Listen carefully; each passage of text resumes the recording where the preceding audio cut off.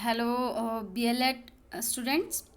हम लोगों ने इसके पहले कई विधियों के बारे में पढ़ा था, जिसमें आपके सिलेबस में ये आगमन निगमन विधि भी थी जो कि रह गई थी।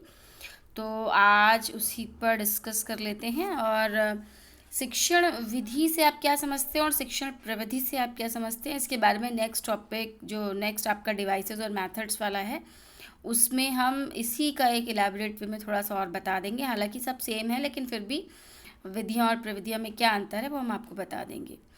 शिक्षण विधि से तात्पर्य होता है कि जो भी शिक्षक जो शिक्षण कार्य कर रहा है, ठीक है, वो शिक्षण कार्य कितना अधिक सफल होगा, उसने उसके क्या उद्देश्य निर्धारित किए हैं, उसके लिए वो किस तरह की विधियों का प्रयोग करता है जिससे वो वांछित उद्देश्य को प्राप्त कर सके। ठीक, तो इसके अंतर्गत शिक्षण उद्देश्यों को प्राप्त करने के लिए जो भी शिक्षण कार्य किया जाता है और उसमें जिन विधियों का प्रयोग किया जाता है उसे ही हम शिक्षण विधियां कहते हैं। ये हमने पहले भी पढ़ा था। ठीक है, शिक्षण विधियां क्या होती हैं, काफ़ी व्यापक होती हैं। चाहे उसमें हम प्रयोगात्मक विधि ले लें, चाहे हम चाहें तो प्रयोगात्मक विधि का प्रयोग करें, हम चाहें तो वर्णनात्मक का करें, हम चाहें तो डिस्कशन का करें। ठीक है, तो शिक्षण विधियां क्या होती हैं, अध्यापक उपलब्ध शैक्षणिक परिस्थितियों में तथा पाठ्य वस्तु की प्रकृति के अनुसार, nature of the topic, nature of the subject, उसके अनुसार, और साथ ही साथ शिक्षण विधियों शिक्षण का जो स्तर होता है उसके अनुसार शिक्षण विधियों का चयन शिक्षक करता है। बहुत सारी टीचिंग टेक्निक्स होती हैं, लेकिन टेक्निक्स मतलब जो प्रविधियां हैं, प्रविधियां तो बहुत सारी हैं, लेकिन उन किन विधियों का प्रयोग, कौन सी प्रविधि किस में लगेगी और उसको किस स्तर पर प्रयोग करना है, तो वो विधि बन गई। ठीक है, तो इस पे शिक्षण विधि का चयन करना होता है। शिक्षण की विधियां परस्पर एक दूसरे से अलग होती, मतलब पूरी तरह से अलग नहीं होती विधियां प्रविधियां, लेकिन फिर भी कुछ ऐसी विधियां हैं जिनका प्रयोग किसी एक स्तर पर ही किया जाता है और कुछ ऐसी विधियां हैं जिनका प्रयोग कई स्तरों पर किया जा सकता है। लेकिन हर एक विधि की गुण और सीमाएं जैसे हमने इसके पहले आपको बताया था। ठीक है, शिक्षक जैसा चाहे, जिस हिसाब से चाहे, अपने उद्देश्य को, शिक्षण उद्देश्य को प्राप्त करने के लिए इन विधियों का प्रयोग कर सकता है। तो ये जो आगमन और निगमन विधि है, हालांकि ये आपने पढ़ी होगी कई बार, लेकिन फिर भी आगमन विधि में क्या होता है, शिक्षक कुछ विशिष्ट उदाहरणों से सामान्य, आपने शिक्षण सूत्र पढ़े विशिष्ट से सामान्य की ओर। ठीक है, तो इसमें क्या विशिष्ट पहले उदाहरण देता है और उदाहरण देने के बाद जो बच्चे हैं, जो स्टूडेंट्स हैं, विद्यार्थी हैं, वो सूझबूझ के नियमों का पालन करते हैं, मतलब स्वयं निरीक्षण करते हैं। शिक्षक ने उदाहरण दिया और फिर विद्यार्थी ने उस पर अपना निरीक्षण किया और उसके साथ साथ वो विशिष्ट से सामान्य की जो शिक्षण सूत्र है उसका प्रयोग करता है। इसमें छात्र क्रियाशील रहता है। शिक्षक ने एक उदाहरण दे दिया और पता किया और शिक्षार्थियों से पूछा कि बताइए इसमें ये किस नियम की ओर इंगित कर रहा है। ठीक, जैसे कि शिक्षक ने लिखा कि आसमान, कई बार बॉल ऊपर फेंके जाने पर पृथ्वी पर ही गिरती है। ठीक है, एक ही उदाहरण दिया। अब आप इसमें बताइए कि इसमें विज्ञान का कौन सा नियम लागू होता है। ठीक, ये बहुत जनरल नियम है, आर्किमिडीज के कई सिद्धांत, पेंडुलम वाला और कई सारी चीज़ें, तो वो कई तरह के उदाहरण दे सकता है। तो इसमें शिक्षार्थी क्रियाशील रहता है, शिक्षक द्वारा दिए गए उदाहरणों को ध्यानपूर्वक सुनता है, निरीक्षण करता है, तर्क करता है। ठीक है, और उसके बाद वो उसके नियमों पर पहुंचता है कि ऐसा क्यों हो रहा है। ठीक, जैसे लाइट थिंग्स जो है वो ऊपर पानी के ऊपर रहती हैं, तैरती हैं, और हैवी थिंग्स सिंक हो जाती हैं, तो उसमें कौन सा नियम है। तो इस तरह शिक्षक उदाहरण देता है, उदाहरण देने के बाद विद्यार्थियों से अपेक्षा करता है कि वो नियमों का प्रतिपालन करें। तो हालांकि ये खोज के लिए एक अच्छा माध्यम है और इस विधि के द्वारा भी जो ज्ञान अर्जित किया जाता है वो काफ़ी समय तक स्थायी रहता है।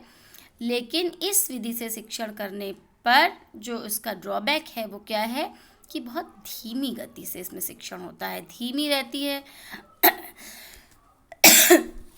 हालांकि शिक्षार्थियों में पाठ की रुचि हमेशा बनी रहती है, क्योंकि वो खोज ही रहते हैं, हमेशा वो कुछ ना कुछ जानने के लिए हमेशा सक्रिय रहते हैं।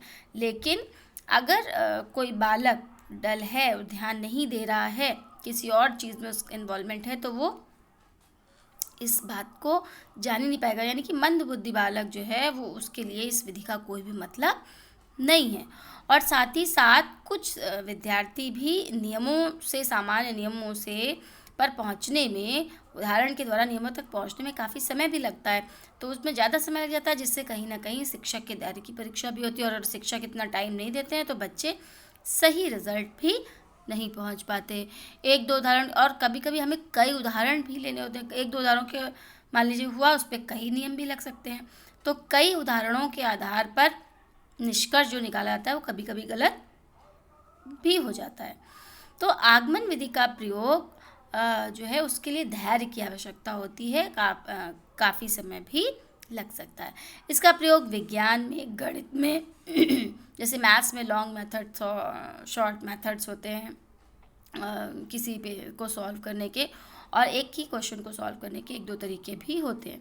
ठीक, तो इसमें भी ऐसा हो सकता है कि उदाहरण कुछ दिया बच्चे को और उसी के आधार पर डिजिट्स बदल कर, ये तो सभी करते हैं, आगमन विधि का प्रयोग होता है, तो उसके आधार पर उदाहरण देकर बच्चों को आगे के क्वेश्चंस, प्रॉब्लम सॉल्व करने को दी जाती है। तो इसका प्रयोग विज्ञान में होता है, गणित में, मनोविज्ञान, भूगोल, भूगोल के लिए भी हो सकता है, जैसे कि मिट्टी रख दी काली, अब इस मिट्टी में कौन कौन से पदार्थ पाए जाते हैं, क्या लवण है, क्या इसकी विशेषता है।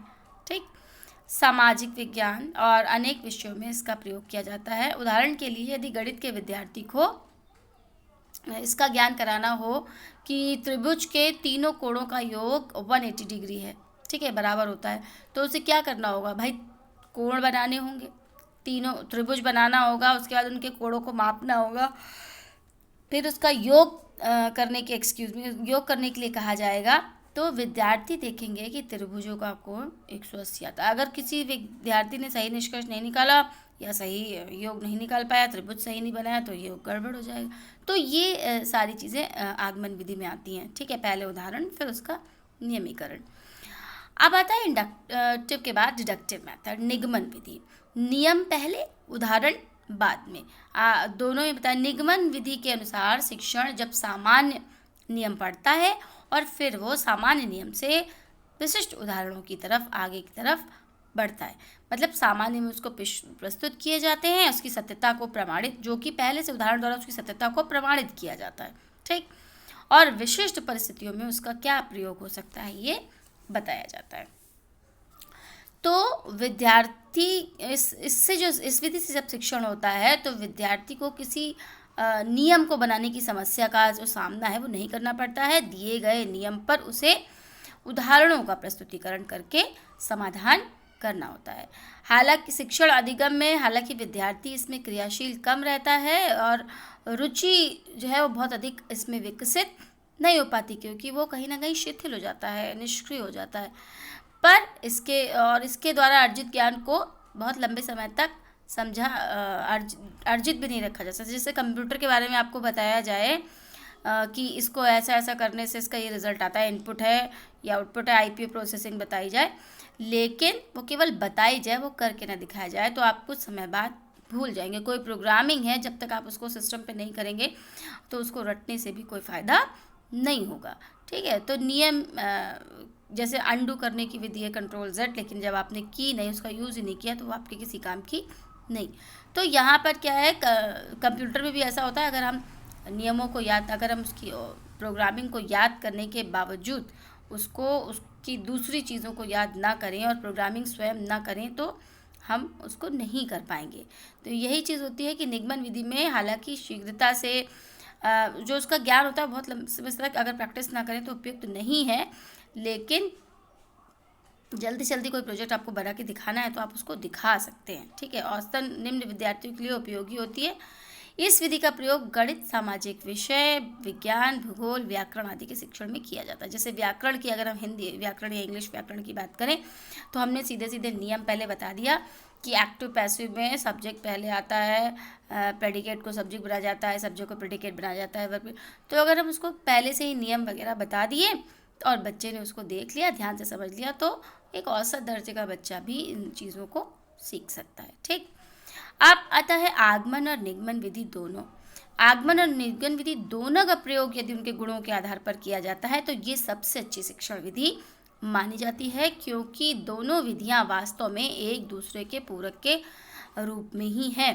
ठीक है, कहीं पर आवश्यकता होती है सामान्य से विशिष्ट की ओर और कहीं पर आवश्यकता होती है विशिष्ट से सामान्य की ओर। तो जब सम्मिलित विधि विषयवार जो है उसकी विषय की आवश्यकता को समझते हुए पढ़ाया जाता है तो ये विधियाँ ज़्यादातर अच्छा रिजल्ट देती हैं। और ज़्यादातर कक्षा शिक्षण में शिक्षक इनकी सहायता से, इन दोनों विधियों की सहायता से शिक्षण कार्य करता है। ठीक है, और विद्यार्थी केवल सिद्धांत तक भी नहीं रह सकते कि उनको केवल सिद्धांत ही रटा दिए जाए, प्रयोग न कराया जाए, और ये भी नहीं हो सकता है कि प्रयोग के आधार पर उनको स्वयं सिद्धांत बनाने के लिए छोड़ दिया जाए। तो शिक्षक दोनों तरीके से स्वयं सिद्धांत बनाकर उसका उपयोग करके उसको प्रयोगात्मक रूप से जब सिखाने का प्रयास करता है तो शिक्षक के साथ साथ शिक्षार्थी दोनों में आगमन निगमन दोनों क्षमताओं के द्वारा उनके अंदर तर्क शक्ति का विकास भी होता है। जैसे तेल और पानी मिक्सचर है तो उसमें अलग कैसे करेंगे उसको, उसमें क्या क्या गुण पाए जाते हैं, किस नियम के आधार पर है, तो ये सारी चीज़ें और गणित विज्ञान में ज़्यादा उपयोगी होता है और सामाजिक अध्ययन में भी इसका प्रयोग किया जा सकता है। ठीक है, तो ये आज आपकी हो गई आगमन और निगमन विधि।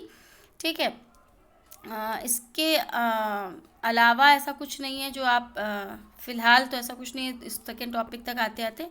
पहले का कुछ अगर आपको कुछ पूछना हो तो आप मुझे बताइए, किसी के भी थ्रू आप हमें मैसेज करिए, बता दीजिए कि मैम ये भी सीखना है तो वो भी बता देंगे।